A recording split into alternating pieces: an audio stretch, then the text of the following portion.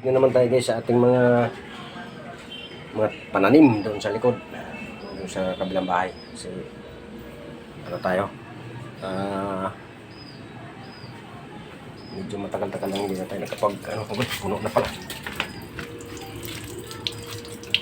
Tagal na tayo hindi nakapag-dilig. So na-overloaded naman tayo.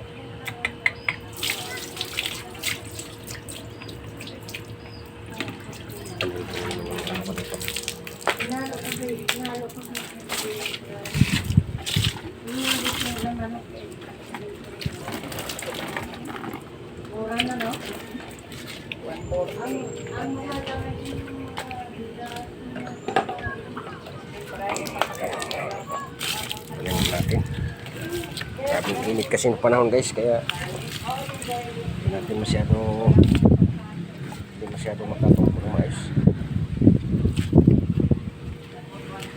Ano sila?